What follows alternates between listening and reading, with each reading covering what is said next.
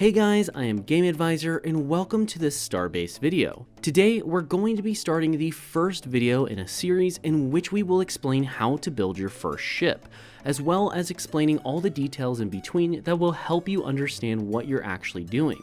I know the ship builder can be very overwhelming, but don't worry as we're going to break down some of the most important parts in this first video. Today we'll be covering the UI, the toolboxes, what all the tools do, and so on and so forth, everything you're going to need to be able to understand in order to just get started. So let's go ahead and start off with the toolbox. Okay, so the first tool we have access to is going to be the Move tool. Now the Move tool will allow you to move something either on a plane or will allow you to just basically move anything around that you want. So in this case right here, we're going to use this thruster box we already put in the world. You can either grab this little white square and drag it around in order to move it where you want it, or you can actually grab each individual arrow in order to move it along that plane. So this is going to be super useful when you're trying to copy things, as you can also hold shift and drag in order to create a copy of that item that you have selected or everything that you have selected very easily and quickly. Now I could also select the second one here, just again as another example. I could grab this white box, shift drag, and come bring it over here. However, if I wanted two thrusters right next to this one, I would just hold shift, grab the blue arrow, and drag it over to the side. Now we've got four perfectly aligned thrusters. So this is something just to keep in mind, as it's going to save you a lot of time and effort rather than putting in multiple and lining each one up individually.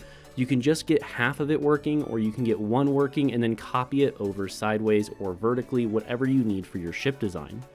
So the next tool we have is the Rotate tool. This one isn't exactly complicated. Whatever you've already gone ahead and selected, you're going to be able to rotate. You're going to see these little lines right here, and you can drag them in order to change the orientation of the object. So I could turn it that way, you can roll it, you can turn it horizontally, whatever it is you need. That's really all the Rotate tool does. It's just something to keep in mind. You can change it down in the settings down here, how much of an angle it changes per time you rotate it. So just keep that in mind. If you feel like you need it to always move at a 90-degree angle, you can indeed set it to that, and it will always turn in a 90-degree angle every time you move it. So next up on our list is going to be the Select tool. Now the Select tool is your most basic tool. You essentially almost always have access to it, but what it's going to do is it's going to just allow you to select stuff. I mean, it's not complicated. You can drag and create a box. You can hold shift and left click to select multiple things, or you can control and left click to unselect things that you've already selected. And if say you don't like everything you currently have selected, all you need to do is click off of it, and then we'll go ahead and remove that. Another option is to just hit escape, and it will also unselect all the items you currently have selected. Now after that is our bolt tool. This works just like the bolt tool in the game. You basically are just gonna go ahead and you're gonna bolt things to things. It's not that complicated. So if I wanted to say put a bolt, I don't know if I can put a bolt in these thrusters. Can we get one in? Here we go, we can put a bolt right here. Just like normal, you're bolting one thing to another thing, so it does have to connect to something, but that's it. It's just a very simple manual bolt tool. Now after that, we have our cabling and piping tool. This is another very simple tool. We're going to select our cabling and piping over here, and we're going to go ahead and we're going to select cabling for this example. We're going to select where we want it to come out of, which is going to be these blue boxes, and you can drag it around and create yourself a path of cabling. Now let's say I'm right here and I want to be done. I can either select the end of the cable to unselect it, or what I can also do is go select and then just hit 5 and 5, and it's going to unselect this, go back to my previous tool, and come back to this. This works the exact same with piping. Move it around, selects, clicked on the end, exact same concept here. Alrighty, after that we have the durability tool. Now this you're not really going to be able to see in this example here, but all you need to know is this works just like the durability tool on your universal tool, in which you're going to be able to see the durability of your ship once you have enough parts. I believe you need to have a seat, some levers, a flight computer, a single thruster, and propellant and a generator in order to qualify the ship. I could be wrong on that one. I just know that you need several parts of the ship to be completed before you will see the full durability. Otherwise, you're going to get this no ship frame thing here, which is just telling you that it doesn't currently qualify as a ship, so you can't see the durability. Now after that, we're going to move on to the socket tool. This is very simple. It's going to put two sockets parallel onto each other so that you can run a cable through a plate, through a beam, through any other object that you want. So we're just going to put it here for an example, and you can see it's now placed the socket on both sides. Go back over to my cabling tool, can run a cable. Well, I guess that's a pipe, but I could run a cable, and they're connected. This way I don't have to run a cable all the way around just to get access to the other side of the plate. It really just makes things look cleaner at the end of the day. It's not a necessity. Okay, so now we're on to the last few here. We have our paint tool, which is pretty self-explanatory. Pick a color, go ahead and paint it. It makes it that color. That's about all it does. It's a paint tool. Otherwise, we have our auto bolt tool after that. This one's extremely important as you are going to most likely be using it in some scenarios. So what this does is anything that you currently have selected, you can go over to your auto bolt tool, and you can either choose to apply to the selection to add bolts like that, or you can choose to remove the bolts from your selection like so.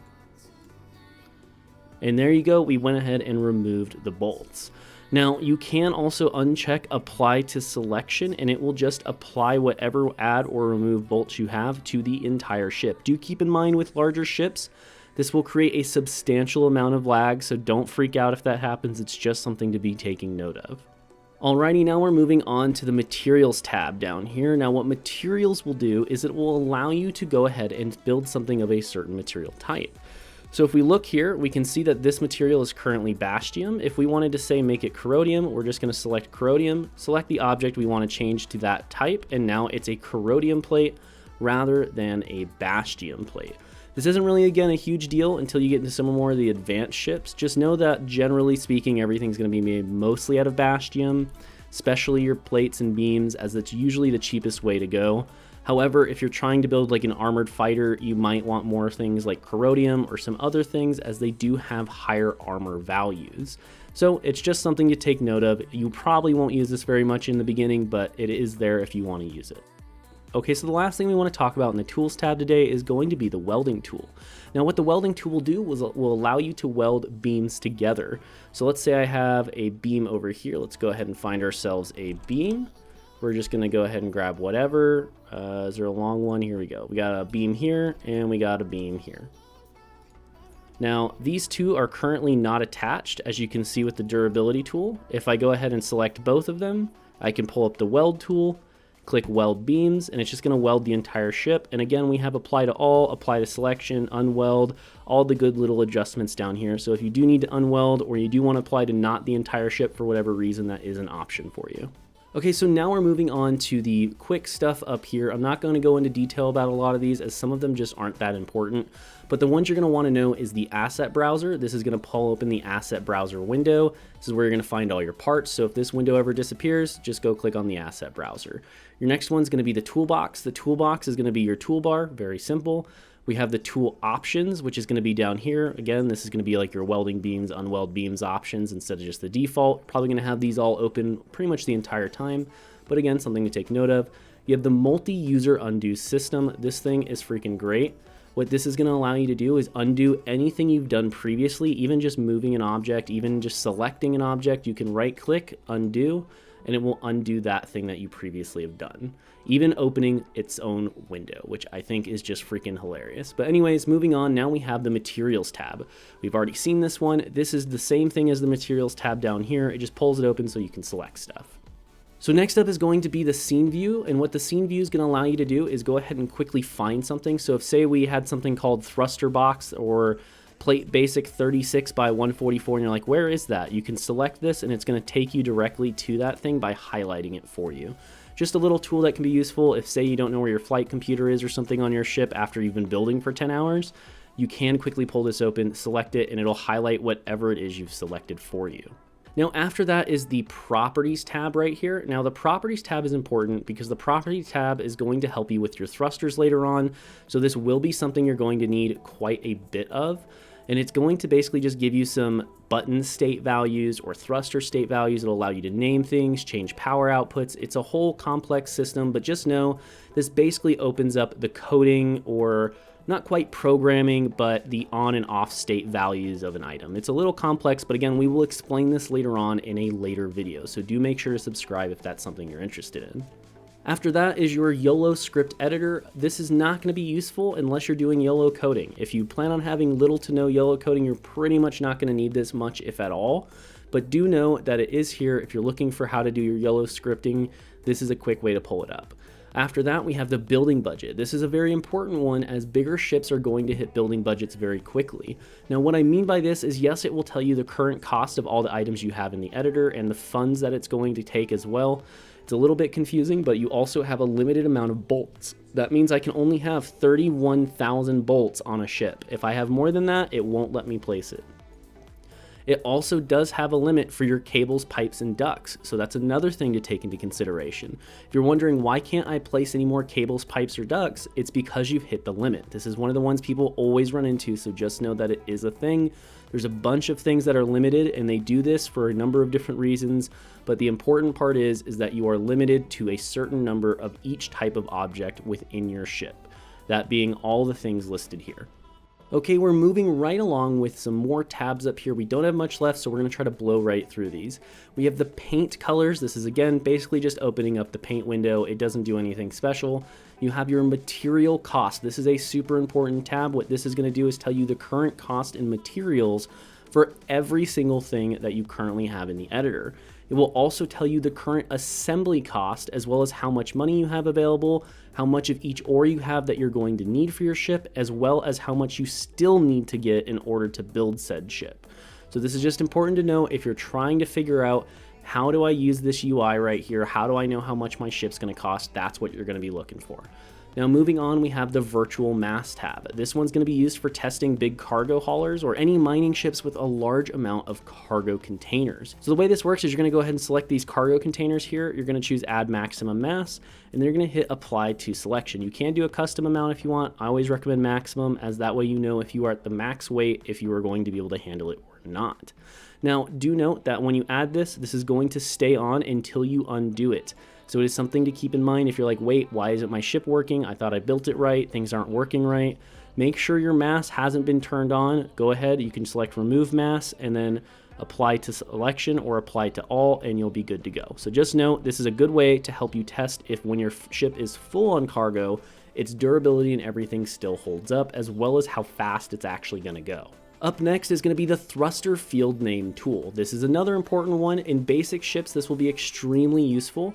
I always recommend that you use manual, as it's going to be something you're going to use later on with bigger ships that have more thrusters.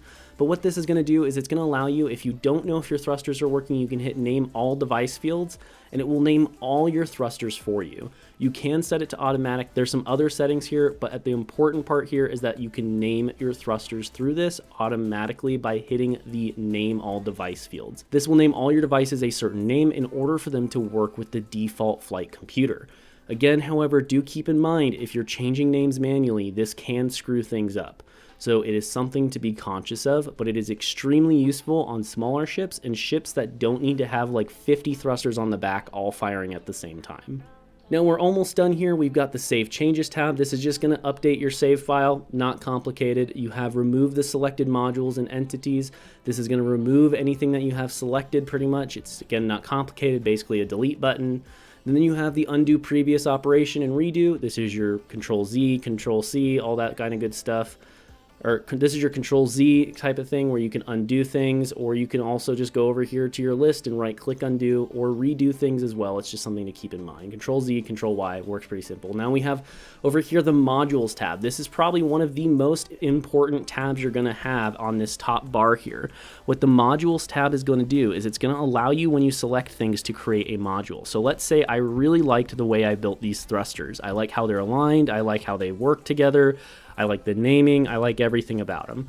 I can hit create a module, and then I can save the module and name it. So we're just gonna call this thruster line. Okay, so anyways, what this is going to do is allow you to save modules so that you can go and find them later on in your separate tabs. So just some ones that I've generated here. I have like cargo pods 2, right? And that's gonna go ahead and spawn cargo pods 2 into the world for me if that's something I want. It's not, again, really complicated. It's just something to keep in mind. If you pre-build something, you like it, and you think you might want to use it on another ship, or you want an exact copy of it, this is a good way to do that. Okay, so after that we have test mode, which is just going to allow you to test out your ship. You have show detached objects, which are going to tell you anything that is not currently attached to whatever it considers as your ship, and it'll highlight for you. So if you're wondering why something's just flying off, that might be a way to find it. And then you also have your transform tool Autosnap. This is super important as your transform tool Autosnap is going to allow things to snap or not. I ran into this issue myself quite a few times, but what you need to know is if we're using this situation right here, I drag this thruster around, I can slide it through things now that it doesn't have Autosnap, and I could literally leave it just about anywhere. It really is weird and finicky, but just keep in mind it is a tool. You can use it if you need to do very specific things, but I would generally recommend just leaving it on as it's going to allow that object to snap onto objects and align perfectly. But it's there if you do care. Other than that, the last thing we're going to talk about today is our visualization tools, which are going to be center of mass and center of thrust. Again, we can't see them really that well on this ship, but basically they're going to put a pink and blue square somewhere on the actual ship. This is going to be the current center of mass of that object. So these are all the little beams that aren't welded because they're their own objects, and this is the current center of mass of this whole cargo pod. It's this little square here. It's just something to keep in mind. This will be more important when you're doing more advanced ships, but it is a thing. Now for thrusters, you're going to see a blue one. However, I currently do not have a ship built with all the thrusters right now, so just keep in mind that if you do see the blue square, that's the thruster center of thrust. So that's going to be where all the pressure is on your ship. Either way, I just want to say thank you guys so much for watching this video. I hope you guys found something useful, informational, or enjoyable for you here. Hopefully it's helping somebody out there in some way. If it did, let me know down below. And if I left something out, feel free to leave it down in the comments. We are making a series about this, so if you guys are interested in knowing how to build an entire ship from start to finish in some short, bite-sized videos about 5 to 10 minutes long, then this is going to be the series you're looking for. Either way, thank you so much for watching. I'm Game Advisor, and I'll see you next time.